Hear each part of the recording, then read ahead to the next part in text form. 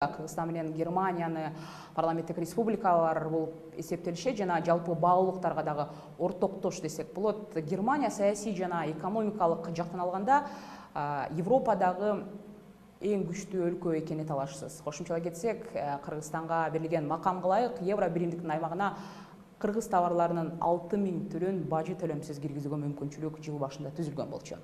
Бирок ал үчүн заманбап лабораторияларды куруу керек деген сөздөр дагы айтылган. Ошол Меркель бул сапарында ошол лабораториялар түзүү боюнча сүйлөшүүлөр дагы жүргүзөт экен. Экономист Мейманбек Абдылдаев менен дал ушул Кыргызстандын ири донорлорунун бири болгон Германиянын жардамдарын таразага салып көрөбүз. Мейманбек мырза, кош келипсиз бизге. Эсиңизде болсо, Кыргызстан ушул жылдын башында евро биримдиктин артыкчылыктарына ээ болгон, же болбосо Европа өлкөлөрүнө товар сатуу менен $400 миллион киреше тапса болор айтылган. Ошол преференциянын алкагында Германияга эмне сатса болот ошол эле биздин ишкерлер? Эми Кыргызстан менен Батыш Европанын евро биримдигинин ортосунда азырынча өтө мындай кенен экономикалык катнаштыктар деле чоң эмес. Мисалы үчүн бул Германиядан келген инвестициялар башка өлкөлөргө алганда өтө эле аз. Анан алар саткан товардын айырмасы өтө чоң дагы отрицательный да тез. Биз менен болгон экономикалык алакасындачы. Мисалы үчүн Интерглас деген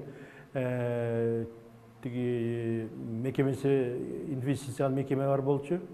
Ал кээде иштебей жанагы базар сатканга товарды Батыш Европада сатканга базарда жок болуп, ал жакшы иштебей атат, өңдүү да. Себеп дегенде ал мекеме карыз болуп атат, ал кредиттерин бере албайчы. Анан башка жагынан бул жарыя, бул жакшы декларация, бул жакшы үмүт, келечектүү нерсе да. Анан бул жана 6000 товар деп, бул өтө тыгыз, өтө мындай бай, өтө конкуренттүү рынокко азырынча Кыргызстан өтө көп мындай продукция бере албайт. Себеп дегенде биздин технология аларга өтө сапаты жагынан анча канааттандырарлык эмес. Эми алардын бизге жасаган мамилеси бул геосаясаттан келип, геоэкономикадан келип чыгып атат да.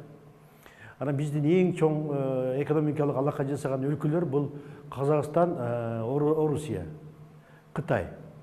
Анан бул Евразиялык биримдикке кирип, бир жылдан ашып калды. Ошолда ортодогу мыйзамдарды регуляция жасай элекпиз, жасалып атат. Азырынча ал базарга дагы талапка жооп бере элек продукция кое элекпиз, чынын айтыш керек да. Бул да келечектүү нерсе. Бирок Германия менен биздин мамилебиз бул салттуу түрдө жакшы. Атамбаев Европага барганда катышып, переговор жүргүзүп, буларды эң бийик деңгээлде кабыл алынган. Анан ошого жооп Ангела Меркель келет атпайбы? Бул катнаштарды ушундай кармап туруш керек. Чоң инвестиция келечекте болушу мүмкүн. Себеп дегенде биздин экономикада Германия үчүн инвестиция жасай турган тармактар бар. Бул туризм, анан жаңы маалымат технологиялар, анан билим берүү тармагы да. Маселен, бизде Кыргыз мамлекеттик курулуш, транспорт, архитектура университетинде Кыргыз-Герман факультети бар, программисттер даярдаган.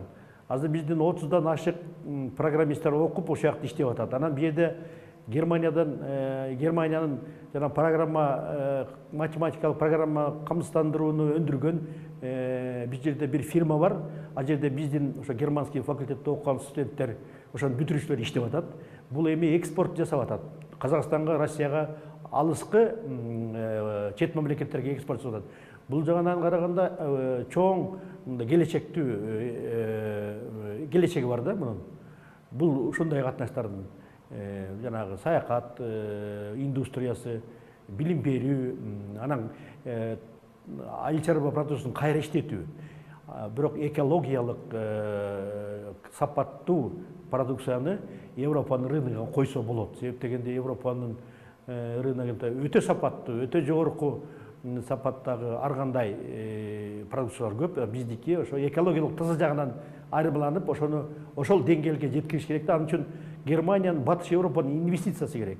Азырынча Германиядан бизгечи бюджетти колдогон, жана саясий колдоонун артынан келген бюджетти колгоно гранттар эле болуп атат. чоң инвестиция алып боло элек, бирок келечектүү нерсе. Мейманбек мырза, учурда өлкөдө иш алып барып жаткан ийгиликтүү ушул немис долбоорлорун анан инвестициялык долбоорлор кайсылар? Мен билгенден жанагы мен айткан Интерглас деген мекеме айнек чыгарган, бирок жакшы жабдыктар жабдылган, заманбап. Анан жанагы математикалык, программалык камсыздандыруу компьютерлерди чыгарган фирмалар анан жанагыдай билим берүүдөгү тармагындагы кыргыз немис факультетине чоң инвестиция жасалып атат ошол. Шуну мен билем да. Андан чоң Германиядан келген инвестиция боло элек. Германияны кызыктырган, Германия бул Европанын евро биримдигин түзгөн бирден бир чоң мамлекет, анан өзүнүн өндүрүш продукциясынын 70%-ын бүт чет өлкөгө экспорттойт да. Германиянын эң чоң максаты бул ошол гранттарды актай турган, анан кийин өздөрүнүн продукциясын экспорттогонго рынок издөө максатында дүйнө жүзүн кыдырат Германиянын саясатчылары. Ошол программанын негизинде бизге анан Монголияга бараткан себеби болушу мүмкүн. Себеп дегенде бизде эч кандай документке кол коюлбайт экен. Ошо максат ошолда. Анан жанагы бул жанагы сыйлык Атамбаевдин визитине жооп кылып, анан ошону саясий колдоо катарында, себеп дегенде Монголия менен Кыргызстан бул демократиялык мамлекет, адам укугу корголгон, анан коррупцияга катуу күрөш жасаган мамлекет катары таанылып атат. Ошону бул евро биримдиги ошонун ичинде Германиядагы колдоо катары келип аткан визит деп ойлойм мен. Жана биз айтып өткөн макам тууралуу да тактай кетейинчи. Негизи Кыргызстан үчүн пайда болот деп айтылганы менен Евразиялык экономикалык биримдикке дагы мүчө болгонубузду эске алганда карама каршылык жаралбайбы деген суроо болуп атат да. Каршылыктар албетте болбойт. Себеп дегенде Германия менен евро биримдигинин рыногуна биз товар, продукция койгонго биздин мүмкүнчүлүгүбүздөр өтө аз. Анын үчүн чоң инвестиция келиш керек. Себеп дегенде ошолордун стандартына жооп бере турган лабораториялар, ошого жарата турган жабдыктар, ошого жооп бере турган өндүрүш мекемелер инвестицияланыш керек да. Ошондо гана ошолордун рыногундагы товарлар менен биз конкуренттүү болобуз. Ага чейин алыс. Бирок биз азыр жанагы Евразия биримдигине кирген мамлекеттердин рыногуна товар коюшубуз керек. Себеп дегенде алар менен алакабызда дагы жанагы товар обороттогучу отрицательный сальдо, терс сальдо өтө чоң. Биз бергенибизден алганыбыз өтө 3 эсе көп. Биз ошол жагынан Россиянын рыногуна, Казакстандын рыногуна көп товар коюшубуз керек. Экономикалык, макроэкономикалык туруктуулукту мамлекетте камсыз кылып, анан биздин жанагы чакан мекемелерди көбөйтүп, ошолорго узун мөөнөттөгү насыяларды берип, ошолорго жабдык, технология, линия берип, анан жооп бере тургандай сапаттагы товар чыгарып, ошол базарларга товар коюп жетишишибиз керек да. Антпесе биз жанагы Евразиялык биримдикке киргенибиздин пайдасы жок болуп калат. Ошон үчүн эч качан бу жерде карама каршылыктар да болбойт, бирок бизде потенциал ага жете элек. Дагы бир суроо, Кыргызстан Германия соода алакалары туурасында канчалык натыйжалуу болуп жатат деп ойлойсуз? Кыргызстан менен Германиянын ортосундагы соода катнаштар болуп атат. Мен жанагыдай айттым, бул өтө чоң эмес. Бул 6-7 орунда турат биздин экономикалык катнаш, соода катнаштар арасында. Россия, Кытай, Казакстан, Турциядан кийин.